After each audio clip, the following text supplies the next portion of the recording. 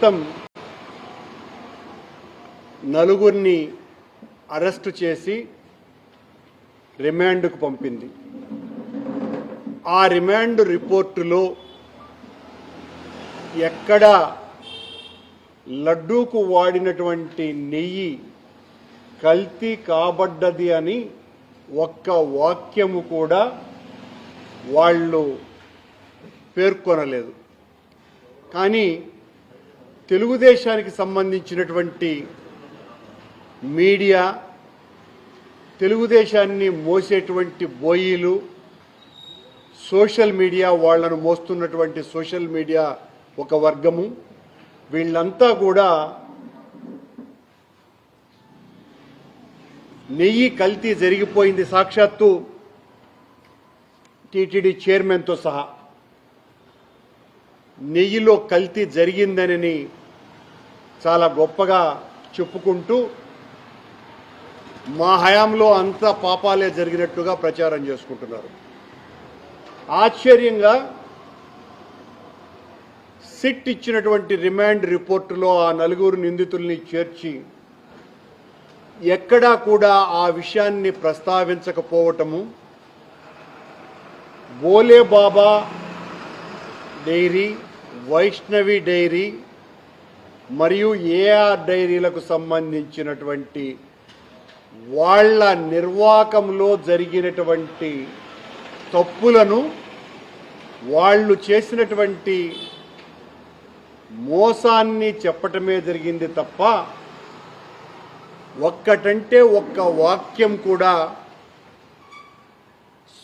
Supreme court చేత నియమింపబడ్డటువంటి CBI ఆధ్వర్యంలోని SIT ఎక్కడా కూడా నెయ్యిలో ఆవు కొవ్వు, పంది కొవ్వు కలిసినట్టుగా ఒక్కటంటే ఒక్క పదము కూడా లేదు. కానీ ఈ రాష్ట్ర ముఖ్యమంత్రి చంద్రబాబు నాయుడు గారు తన ప్రభుత్వ 100 రోజుల పండుగలో సెప్టెంబర్ 20వ తారీఖున పాపిస్టి వైసీపీ ప్రభుత్వ హయాంలో సాక్షాత్తు దేవదేవుడైనటువంటి ప్రసాదంలో నెయ్యికి బదులుగా, ఆయన అన్నటువంటి మాట, నెయ్యికి బదులుగా యానిమల్ ఫ్యాట్ వాడినారు అని. ఆ మరుసటి రోజు దానికి పొడిగింపుగా నెయ్యిలో పంది కొవ్వు, ఆవు కొవ్వు కలిపారని ప్రచారం చేసినారు. అది మొత్తం 100 కోట్ల మంది హిందువుల యొక్క మనోభావాలను దెబ్బతీసి హిందువులంతా కూడా తల్లడిల్లిపోయి, ఇంత పాపం జరిగిందా, ఇంత ఘోరం జరిగిందా టీటీడీలో, మనం ఇన్ని సంవత్సరాలు తిన్నది పంది కొవ్వునా, ఆవు కొవ్వునా అని ఒక రకమైనటువంటి భయాందోళనలకు గురైనారు. ఈ రాష్ట్ర ముఖ్యమంత్రి సాక్షాత్తు అంత పెద్ద ఆయనే ఈ రకమైనటువంటి ఆరోపణ చేసి మొత్తం హిందువుల మనోభావాలన్నింటినీ కూడా గుల్ల చేసినారు. దీనికి సంబంధించి చాలా స్పష్టంగా ఆ రోజే ఆయన చేత నియమింపబడ్డటువంటి ఈఓ శ్యామలరావు గారు సెప్టెంబర్ 20వ తారీఖున అందులో జూన్ 12, జూన్ 20, జూన్ 25, జూలై 4న టీటీడీ ల్యాబ్ పరిశీలించి ప్రమాణాల మేరకు నెయ్యి ఉందని నిర్ధారించి దాన్ని లోపలికి పంపించినారు అని ఆయన చెప్పారు. అంటే ఇది కూడా ఆయన ప్రభుత్వం వచ్చిన తరువాతనే. తరువాత జూలై 6, జూలై 12న పంపిన 4 ట్యాంకర్ల ద్వారా వచ్చిన నెయ్యిపై ఎన్డీడీపీ రిపోర్టులు రావటము, అంతకు పూర్వమే టీటీడీ ల్యాబ్ కూడా నాణ్యత సరిపోలేదు అని తిరస్కరించటం కారణంగా ఇందులో వనస్పతి ఆయిల్ ఉన్నట్టుగా తెలిసింది అని సాక్షాత్తు ఈఓ శ్యామలరావు గారే పత్రికా సమావేశంలో ప్రకటించటం జరిగింది. ఆయన చాలా స్పష్టంగా ఆయన మాటల ద్వారా లడ్డూలో ఏ కల్తీ జరగలేదు, జరిగినటువంటి ట్యాంకర్లు లోపలికి పోతూ ఉండే పరిస్థితిని మేము ఆపటం జరిగింది, వాటిల్ని రిజెక్ట్ చేసినాము. అంతకు పూర్వం జూన్ 12, జూన్ 20, జూన్ 25, జూలై 4 అంటే ఈ 4 సార్లు తెలుగుదేశం పార్టీ అధికారంలోకి వచ్చిన తర్వాత నాణ్యత కలిగినటువంటి నెయ్యి కాబట్టి లోపలికి పంపించినాం అని ఈవో గారి ప్రకటన. జూలై 6, జూలై 12న పంపినటువంటి ఏఆర్ డైరీ పంపిన 4 ట్యాంకర్లలో నాణ్యత లేదు కాబట్టి వెనక్కి తిప్పి పంపించినాము. వెనక్కి తిప్పి పంపించిన తర్వాత కల్తీ జరిగేటువంటి అవకాశం ఏముంది చంద్రబాబు గారు అని ప్రశ్నిస్తున్నాం మేము. మా హయాంలో దాదాపు 19 సార్లు 2019 నుంచి 2024 వరకు 19 సార్లు ఈ రకంగా నాణ్యత లేకుండా ఏఆర్ డైరీనే కాకుండా ఇతర సప్లైదారులు, ఆ కాలంలో టెండర్లు వేసినటువంటి ఇతర సప్లైదారులు కూడా పంపినటువంటి నెయ్యిలో నాణ్యత లేదు అని తిప్పి పంపటం జరిగింది. అంటే నాణ్యత లేకుండా 1 కేజీ నెయ్యి కూడా టీటీడీ తీసుకోదు అని స్పష్టమైనటువంటి రుజువు ఇది. ఇంతేకాకుండా 2014 నుంచి 2019 వరకు చంద్రబాబు గారు ముఖ్యమంత్రిగా ఉన్న సమయంలో 15 సార్లు ఇదే రకంగా నెయ్యి ట్యాంకర్లను తిప్పి పంపించినారు నాణ్యత లేని కారణంగా. ల్యాబుల్లో ధృవీకరించి ఇందులో అడల్టరేషన్ ఏదో సమస్య ఉంది అని తిప్పి పంపించడం జరిగింది. అది చంద్రబాబు సమయంలోనూ జరిగింది, జగన్మోహన్ రెడ్డి గారి పాలనలోనూ సాగింది. అంటే టీటీడీలో నెయ్యి యొక్క నాణ్యత నిర్ధారించేటువంటి ల్యాబ్ వ్యవస్థ చాలా పటిష్టంగా ఉన్నది కనుకనే వాటిల్ని అన్నిసార్లు తిప్పి పంపించటం జరిగింది. ఇక్కడ కల్తీకి అవకాశం ఎక్కడ ఉంది?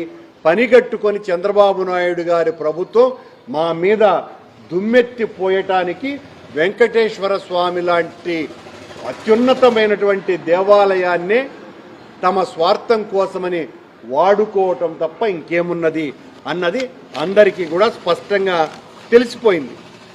అందులోనూ కూడా 2019 తరువాత మేము అధికారంలోకి వచ్చిన తర్వాత శ్రీనివాస స్వామి అనే ఓ రిటైర్డ్ సైంటిస్ట్ని ఆయన సిఎఫ్టిఆర్ఐ నుంచి టీటీడీ ల్యాబొరేటరీకి తీసుకురావటం జరిగింది, ఇంకా పెద్ద ఎత్తున నాణ్యతను పరిశీలించటం కోసమని.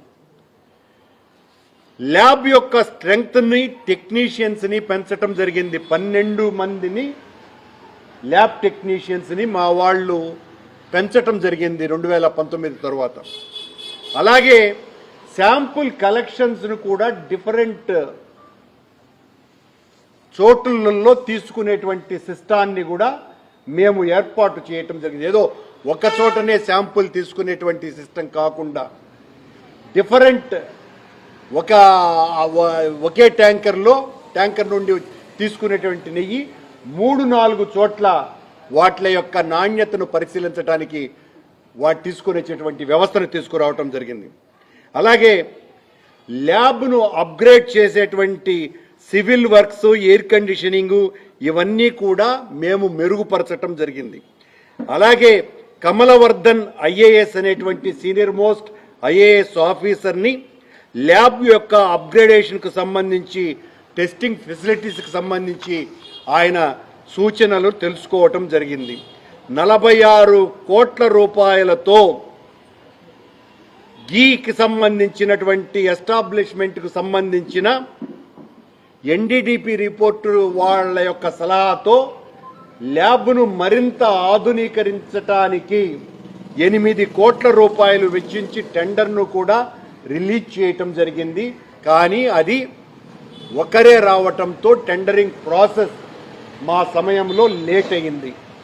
ఎక్కడా కూడా మేము ఎంత పకడ్బందీగా చిన్న తప్పు కూడా జరగటానికి వీల్లేదు అని జగన్మోహన్ రెడ్డి గారి ప్రభుత్వం తీసుకున్నటువంటి జాగ్రత్తలు ఇవి.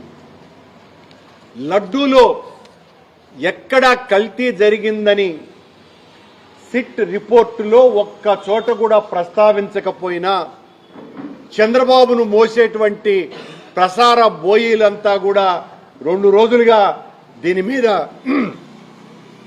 మా మీద దండోరా వేస్తున్నారు.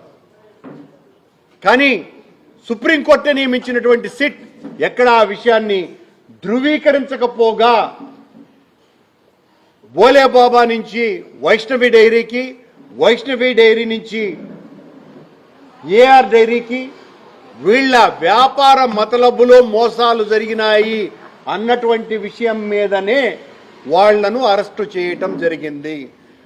ఆ సిట్ రిమాండ్ రిపోర్టు ఈ రోజున అందరి చేతుల్లోనూ కూడా ఉన్నది. కానీ పనిగట్టుకొని చంద్రబాబు నాయుడు గారు చేసిన విమర్శ ఏంటి, పవన్ కళ్యాణ్ గారు చేసినటువంటి విమర్శ ఏంటి? పవన్ కళ్యాణ్ గారు అయితే మరింత ముందుకెళ్ళి ఆయన తిరుపతిలో పవనానంద స్వామి వేషం వేసుకొని వచ్చి తిరుపతి నడివీధిలో ఒక పెద్ద బహిరంగ సభలో సనాతన ధర్మ పరిరక్షణ కోసమని నేను నడుం బిగించాను అని ఆ కాషాయ ధారణ చేసి కొండలో ఇంత లడ్డూను అపవిత్రం చేసినటువంటి నీచులు అని మమ్మల్ని తిడుతూనే ఆ రోజున శ్రీరాముని ఆలయ అయోధ్య రాముని ప్రారంభోత్సవం రోజున టీటీడీ పంపించినటువంటి లడ్డులో ఆవు కొవ్వు పంది కొవ్వుతో తయారు చేసినటువంటి లడ్డూలు పంపించినారు అని సాక్షాత్తు పవనానంద స్వాములైనటువంటి డిప్యూటీ సీఎం గారు ప్రవచించినారని ఆయన ఆ కాషాయ ధారణలో స్వాముల వారి వేషంలో వచ్చినారు. కానీ దానికి సంబంధించినటువంటి నెయ్యిని ఆ 1,00,000 లడ్లను సరఫరా చేయటానికి ఉత్పత్తి చేయటానికి కావలసిన నెయ్యిని ఇచ్చినటువంటి వ్యక్తి 30 లక్షల రూపాయలు ఈరోజు చంద్రబాబు గారి బోర్డులో టీటీడీ బోర్డులో ఉన్నటువంటి అంటే బిఆర్ నాయుడు గారు చైర్మన్గా ఉన్న బోర్డులో ఉన్నటువంటి సౌరభ్ బోరా అన్నటువంటి బాంబేకి సంబంధించినటువంటి పాలక మండలి సభ్యుడు ఆ నెయ్యిని సరఫరా చేశారు. మీరు వెంటనే మీ మాట నిజమైనప్పుడు ఆ బోరాను అరెస్ట్ చేయాలా? అవునా కదా? కల్తీ నెయ్యి, ఆవు కొవ్వు పంది కొవ్వును సరఫరా చేసిన లడ్డులను పంపించినారు అని అంటే ఖచ్చితంగా ఆయన్ను కదా మీరు అరెస్ట్ చేయాలా? మీ దగ్గర ఏమైనా రుజువు ఉందా?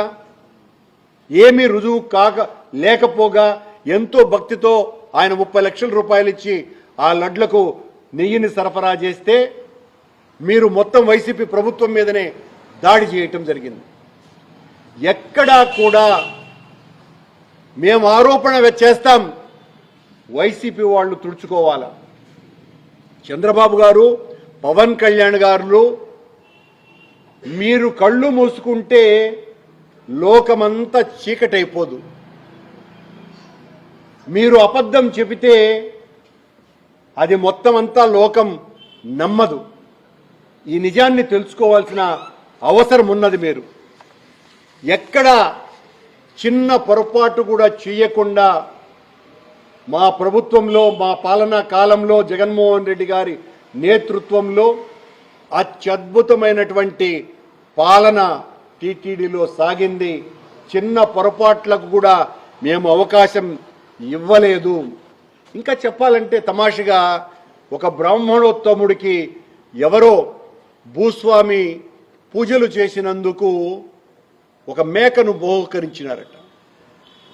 దారిలో దొంగలు 3 కనపడి, ఏం స్వామి కుక్కను పట్టుకొని పోతాడావే అని ఒక దొంగ, కాదు యా మేక అన్నాడు. ఇంకొక దొంగ ఆ తర్వాత ఏం స్వామి కుక్కనే పట్టుకుపోతా ఉండవే? ఏంది నేను కుక్కను కాదు కదా, మేకను కదా తీసుకుపోతా ఉండేది అని. లేలా నువ్వు కుక్కనే తీసుకుపోతా ఉండేదని. అయినా స్వామి ఎత్తుకొని పోతా ఉన్నాడు. తీసుకొని పోతా ఉంటే మళ్ళీ మూడో దొంగ కనపడాడు. కనపడి, స్వామి ఏంది కుక్కను పట్టుకుపోతాండవే? కాదు బా, మేక కదా అని. మేక అడిగా, మేక కుక్క కదా అంటే, ఏమైనా నిజమేనేమో మేకేనేమో అని ఆ మేకను దొంగకి ఇచ్చినాడంట. అట్లా మేము వైసీపీ లడ్డూలో కల్తీ చేసింది అని ఆ వీర చోర శిఖామణుల శిష్యుల మాదిరిగా తెలుగుదేశాన్ని మోస్తున్నటువంటి ఈ సోషల్ మీడియా లేకపోతే ప్రసార మీడియాలు ఆ మేక కాదు ఇది కుక్క అని తిరుపతి లడ్డూను గురించి వాళ్ళు ప్రచారాలు చేస్తున్నారు. ఇంతకంటే దారుణం మరొకటి ఉందా అని హిందువులను మీరు ఎంత ప్రచారం చేసినా హిందువులు ఎవ్వరూ కూడా దీన్ని నమ్మటం లేదు. చంద్రుణ్ణి ఇంద్రుడని దేవేంద్రుడని పొగుడుతున్నటువంటి ఈ ఎల్లో మీడియా వైపరీత్యానికి ఈ అరెస్టులే ఒక పెద్ద ఉదాహరణ. మీరెంత ప్రచారం చేసినా సుప్రీంకోర్టు నేతృత్వంలో వేసినటువంటి విచారణ చేసినటువంటి నిగ్గు టీటీడీ నెయ్యిలో కల్తీకి సంబంధించి ఒక్క ఆరోపణ కూడా రిమాండ్ రిపోర్టులోనే ప్రస్తావించకపోవటం. దీన్నే అంటారు, ఇలాంటి ప్రచారాన్నే వినాశకాలే విపరీత బుద్ధి అని. ఇంత దారుణంగా విష ప్రచారం చేస్తే దేవదేవుని ఆగ్రహానికి గురి కాకుండా తప్పదు అన్న విషయాన్ని అర్థం చేసుకోవాలి. నలుగురు అంధులు మత్త గజాన్ని వర్ణించినట్లు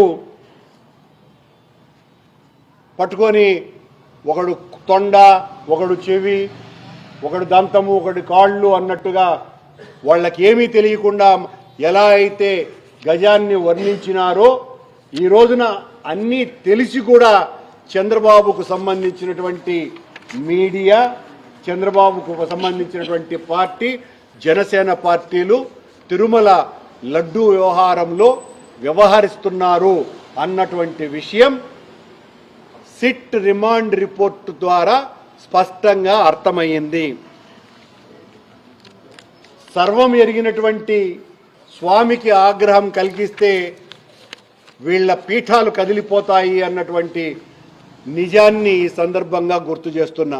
చంద్రబాబు గారికి కానీ పవన్ కళ్యాణ్ గారికి కానీ మీరు మా మీద రాజకీయ పరమైనటువంటి ఆరోపణలు ఎన్నైనా చేయవచ్చు, ఇది రివాజుగా మారింది కాబట్టి. కానీ మా మీద దాడి చేయటానికి వెంకటేశ్వర స్వామిని వాడుకోవటము అన్నది చాలా ఘోరమైన పాపము, నేరము, దుర్మార్గము.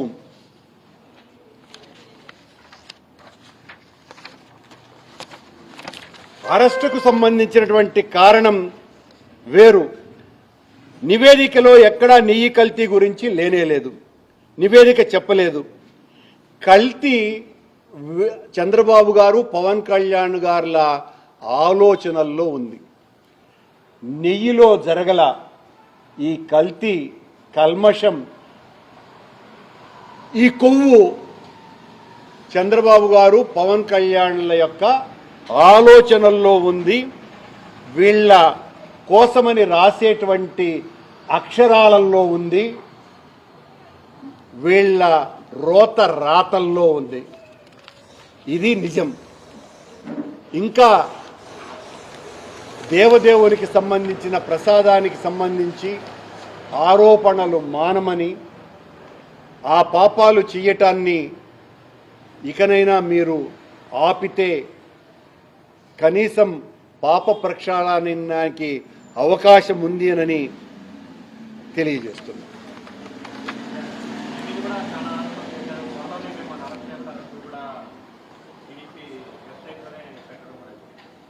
అదేం చేయాలి, పెడతారు కదా. నెయ్యిలో పంది కొవ్వు, ఆవు కొవ్వు కలిపినారని సాక్షాత్తు ముఖ్యమంత్రి చంద్రబాబు నాయుడు గారే చెప్పిన తరువాత కరుణాకర్ రెడ్డిని అరెస్టు చేస్తారు అన్నది మాట్లాడకుండా ఉంటారండి? చేయమనండి. ఒకవేళ చివరాఖరికి ఇదే కనుక తెలిస్తే కలిసి జరగలేదు, కేవలం అక్రమాలు మాత్రమే జరిగాయని తెలిస్తే వాట్ నెక్స్ట్? అంటే వైఎస్ఆర్ కాంగ్రెస్ పార్టీ ఎలా? వైఎస్ఆర్ కాంగ్రెస్ పార్టీ కాదు, మొత్తం హిందువులంతా ఈ ఆరోపణలను చేసినటువంటి వాళ్లను చీదరించుకుంటారు, చీత్కరించుకుంటారు, అసహ్యించుకుంటారు.